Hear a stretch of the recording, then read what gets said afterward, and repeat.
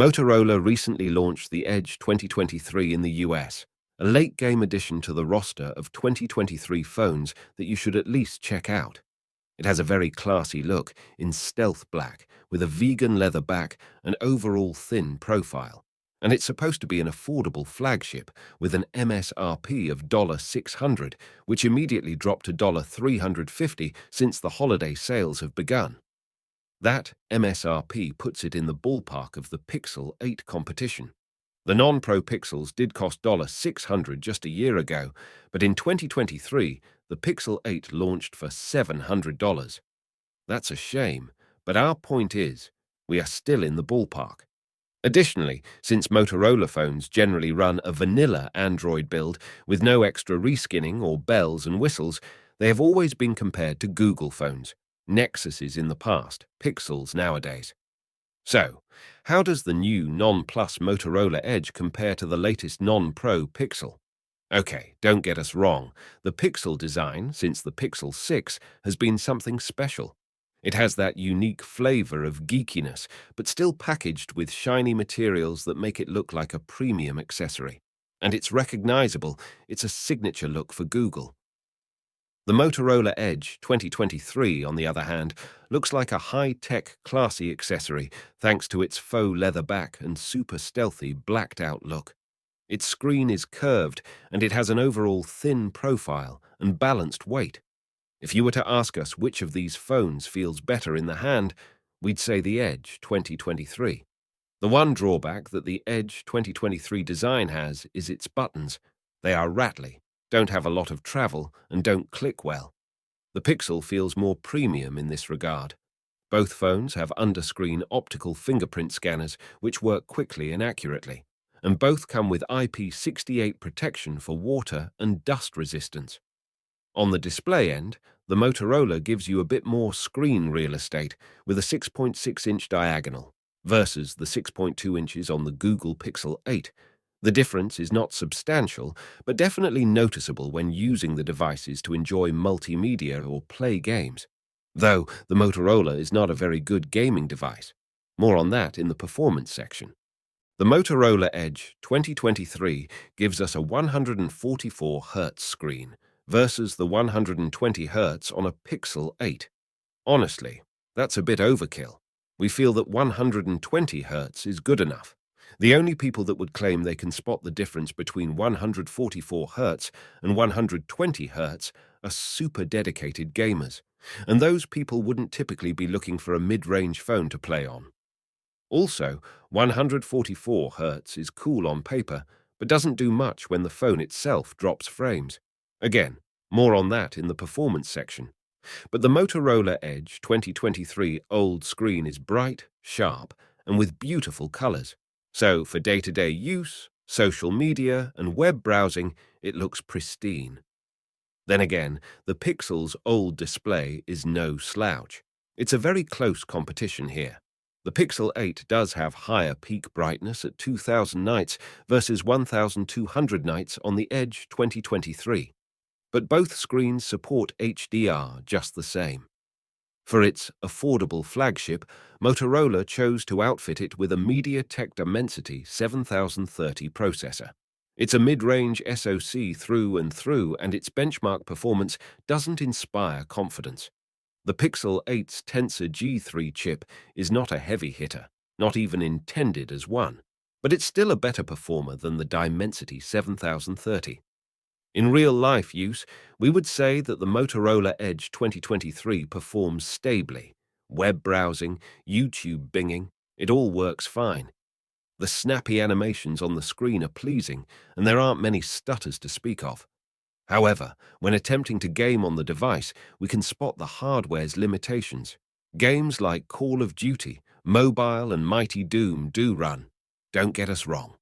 There are occasional frame drops, but not to the point of stuttering.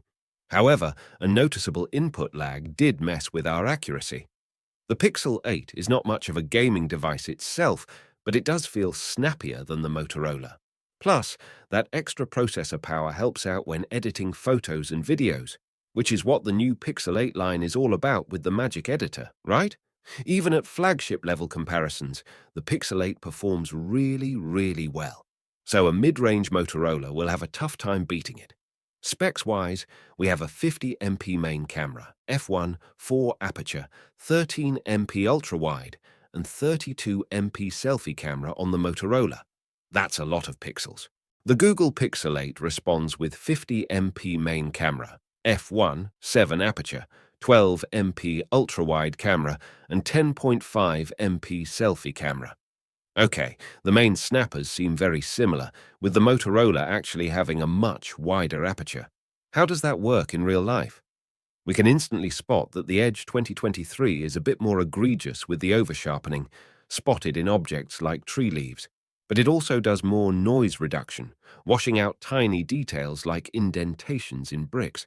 Its colors are also a bit more saturated, but it's not egregious in that regard. The Pixel 8 has a better dynamic range and colors, but a bit of a cold cast on its photos. That's not news. The Pixels have been leaning towards that slightly bluish look for a couple of years now. In a surprising turn of events, it's hard to pick a clear winner in night shots. The Motorola gives us over-sharpened pictures, sure, but the Pixel 8 photos look a bit hazy. The Motorola's colors pop, but you can also call them oversaturated. And the Pixel's cold cast isn't doing it any favors, as the photos come out looking a bit bland and uninviting.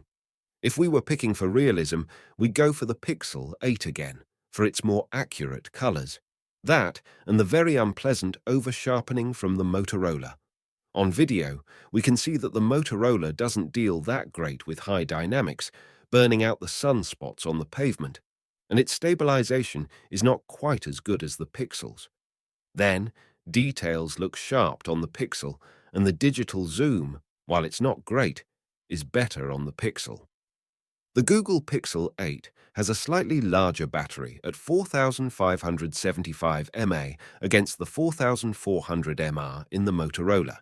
And, in our battery tests, this difference is reflected by 90 minutes more endurance with YouTube playlists and a massive 4 hours more in the web browser.